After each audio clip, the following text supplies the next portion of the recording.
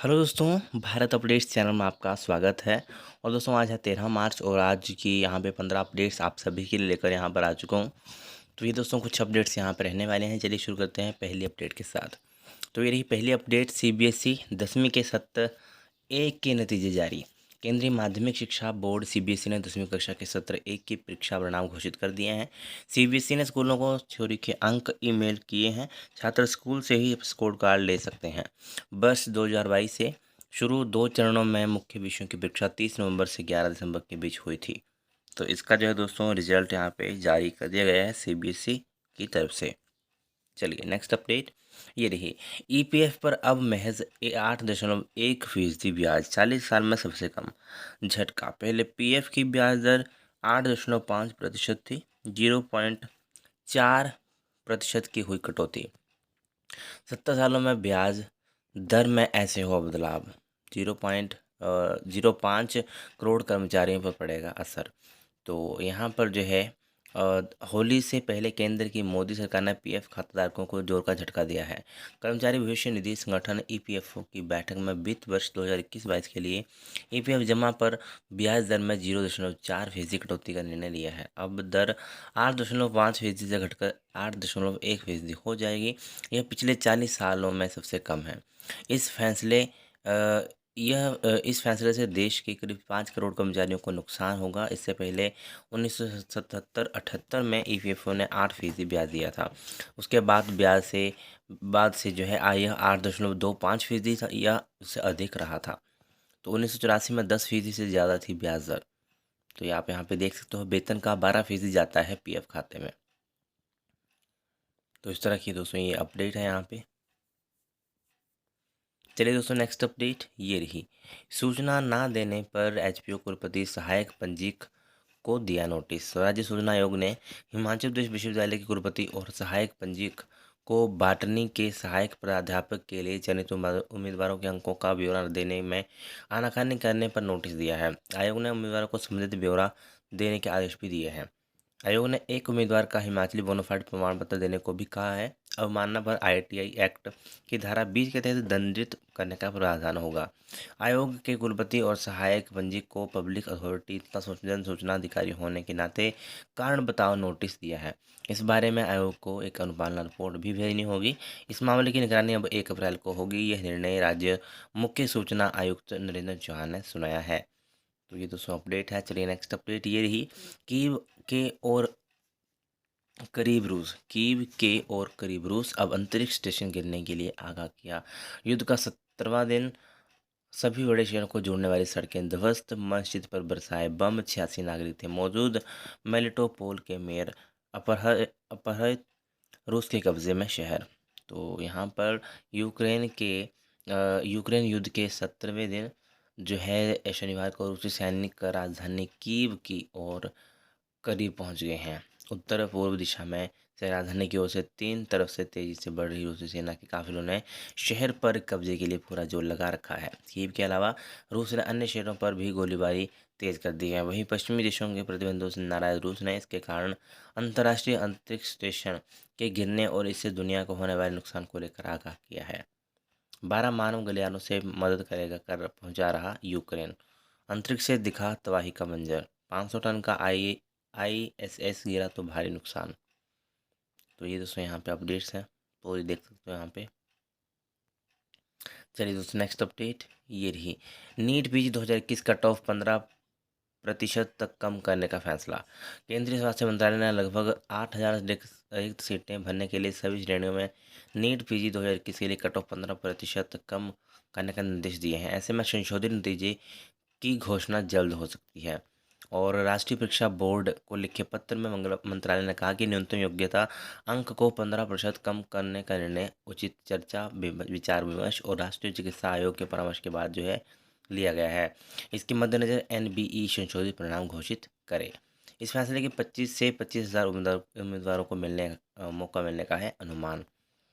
सामान्य श्रेणी के छात्रों के लिए क्वालिफाइंग परसेंटाइल का घटाकर 35, पीएच उम्मीदवारों के लिए 30 और आरक्षित जो श्रेणियां हैं उनके लिए 25 हो जाएगा। चलिए दोस्तों नेक्स्ट अपडेट ये रही। ITI शाहपुर में प्रदेश का पहला ड्रोन पायलट स्कूल शुरू। उद्घाटन के दौरान बोले सीएम, प्रशिक्षण से युवाओं को मिलेगा रोजगार। प्रदेश के पहले ड्रोन स्कूल का शुभारंभ करते सीएम। तो ITI शाहपुर में जो है प्रदेश के पहले और देश के तीसरे ड्रोन पायलट स्कूल का शुभारंभ मुख्यमंत्री जयराम ने शनिवार को किया। उद्घाटन अवसर पर सीएम ने कहा कि ड्रोन आधुनिक युग की तकनीक है जिसे कोई भी संचालित कर इसे रोजगार के कार्यों में उपयोग कर सकता है। सीएम ने कहा कि ड्रोन उड़ाने का प्रशिक्षण पाकर युवा रोजगार से जुड़ सकते हैं। ऐसे इससे फसलों पर कीटनाशक दवाओं का छिड़काव और निगरानी भी संभव होगी। सीएम ने कहा कि प्रधानमंत्री नरेंद्र मोदी ने भी ड्रोन तकनीक को व्यापक स्तर पर बढ़ावा देने का राज्य सरकारों से आग्रह किया है। चलिए दोस्तों, नेक्स्ट अपडेट ये रही। भारतीय रिजर्व बैंक की नज़र में केवल शिमला ही हिमाचल का एकमात्र शहर। प्रदेश सरकार के आर्थिक सर्वेक्षण में सामने आई बात। शिमला शहर में है 115 बैंक शाखाएं। सर्वेक्षण के अनुसार तय राष्ट्रीय मानकों से ज़्यादा कमज़ोर वर्गों और महिलाओं को दिया गया कर्ज। 3 बैंकों को दी लीड बैंक की जिम्मेदारी। तो यहाँ पे बेशक हिमाचल प्रदेश में 5 नगर निगम, 29 नगर परिषद, 27 नगर पंचायतें हों, अलग से शहरी विकास मंत्री और विभाग भी हों, लेकिन भारतीय रिजर्व बैंक की नज़र में केवल शिमला ही राज्य का एकमात्र शहर है। यह बात प्रदेश सरकार के आर्थिक सर्वेक्षण 2021-22 में सामने आई है। आर्थिक सर्वेक्षण की यह रिपोर्ट मुख्यमंत्री जयराम ठाकुर ने प्रदेश में चल रहे विधानसभा बजट सत्र के दौरान सामने लाई है। इस सर्वेक्षण के अनुसार RBI ने केवल शिमला को ही शहरी क्षेत्र में वर्गीकृत किया है। राज्य में कुल 2244 बैंक शाखाओं का नेटवर्क है। 76% से अधिक यानी 1715 शाखाएं जो है ग्रामीण क्षेत्रों में काम कर रही हैं। तो ये दोस्तों यहाँ पे अपडेट है। चलिए नेक्स्ट अपडेट ये रही। जैन ने पहले भाजपा नेता के घर नाश्ता किया, फिर आप में शामिल होने का दे दिया ऑफर। सूबे में आप और सक्रिय। भाजपा ने कहा आपसे नुकसान है, कांग्रेस को दलील फर्क नहीं पड़ता। कांग्रेस की दलील फर्क नहीं पड़ता। हिमाचल पहुंचे दिल्ली के स्वास्थ्य मंत्री जैन। चलिए दोस्तों, नेक्स्ट अपडेट ये रही। हिमखंड गिरा, उदयपुर की लाड हाईवे बंद, 16 मार्च तक मौसम साफ रहने के आसार। न्यूनतम तापमान में बढ़ोतरी और धीरे धीरे अभी गर्मी आना शुरू हो गई हैं। चलिए दोस्तों, नेक्स्ट अपडेट ये रही। छात्रवृत्ति आवेदनों के लिए 14 से खुलेगा पोर्टल। तो केंद्र सरकार और राज्य सरकार की छात्रवृत्ति योजनाओं का पात्र अभ्यर्थियों तक पहुंचाने के लिए नेशनल स्कॉलरशिप पोर्टल पर 14 से 16 मार्च तक विशेष तौर पर खोला जाएगा। चलिए दोस्तों, नेक्स्ट अपडेट ये रही। तीसरी कक्षा के बच्चों का लर्निंग लेवल जानने के लिए होगा सर्वे। सूबे के 2050 स्कूली विद्यार्थियों के लिए होगा नेशनल अचीवमेंट सर्वे। परीक्षा के सुचारू संचालन के लिए 14 को होगा मॉक टेस्ट। परीक्षा के लिए 205 स्कूलों के 10 बच्चों का चयन। भविष्य की जरूरतों को ध्यान में रख कार्यक्रम होंगे तैयार। चलिए दोस्तों, नेक्स्ट अपडेट ये रही। नौणी विश्वविद्यालय में प्राकृतिक खेती पर भी होगी पढ़ाई। BSc और MSc के विद्यार्थी पढ़ेंगे 2 नए विषय। अगले सत्र से होंगे शुरू। प्राकृतिक खेती को बढ़ावा देने के लिए पहली बार व्यवस्था। चलिए दोस्तों, नेक्स्ट अपडेट ये रही। IIIT ऊना के स्थायी परिसर में कल से शुरू होंगी ऑफलाइन कक्षाएं। प्रशिक्षु पहुंचे, स्थायी कैंपस का अधिकतर कार्य पूरा। इससे पहले NIT हमीरपुर में हो रही थी पढ़ाई। चलिए दोस्तों, नेक्स्ट अपडेट ये रही। न्यूनतम शैक्षणिक योग्यता पूरी ना करने वाले PTE अध्यापकों की हुई छुट्टी।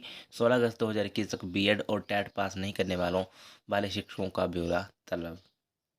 तो नियमितीकरण के दौरान सरकार ने दी थी चेतावनी। न्यूनतम योग्यता पूरी करने की मोहलत। स्नातक और BEd में 50% अंक जरूरी। तो ये तो होगी दोस्तों इनकी बात। पूरा आप पढ़ना चाहो तो आप यहाँ पे पढ़ सकते हो। ठीक है, मतलब जो मिनिमम क्वालिफिकेशन है वो कंप्लीट होनी चाहिए। ऐसा नहीं कि अगर किसी ने TET पास नहीं किया तो उसको फिर उसकी अभी छुट्टी होगी जो PTE अध्यापक हैं। ठीक है, अभी हम दोस्तों बात कर लेते हैं फटाफट से। आपके कुछ यहाँ पे क्वेश्चंस आते हैं। तो अभी तो HPUG एग्ज़ाम कब होंगे, तो ये मैं बार बार आपको बता चुका हूँ पहले भी कि अप्रैल में आपके एग्ज़ाम होंगे। पहले मेरे ख्याल से जो UG एनुअल वाले हैं उनके होंगे, फिर सेमेस्टर वालों के होंगे। ठीक है, ऐसा हो सकता है और ये भी हो सकता है शायद इकट्ठे ही हों।